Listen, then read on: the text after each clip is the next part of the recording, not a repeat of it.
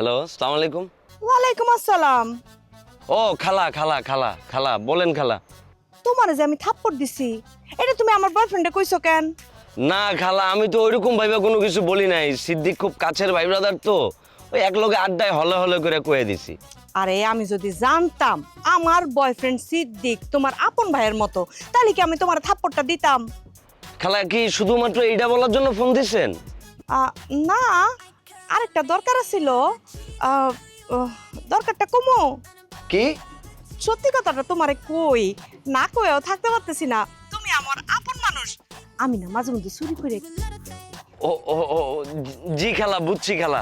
আচ্ছা খালা, সমস্যা নাই। আমি যখন ওই যে হোস্টেলের দিকে যাবো না, তখন হচ্ছে আপনার লেগে নিয়ে আমু খালা। এই শুনো, এটা আবার সিদ্দিককে কইও না।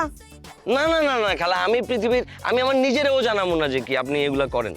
সিদ্দিকরে যদি এই কথা কইছো, তাইলে কিন্তু খবর আছে তোমার, মনে রেখো। আমি কি কি করতে পারি তুমি কিন্তু জানো। জি জি খালা, বুঝছি খালা। এই তো লক্ষ্মী ছেলে। ঠিক আছে, প্যাকেটটা কি না রাইখা দিও, ওই যে তোমার রুমে বালিশের তলায় রাইখা দিও, আমি ওখান থেকে নিয়ে নিব। জি খালা। আচ্ছা ঠিক আছে, রাখি।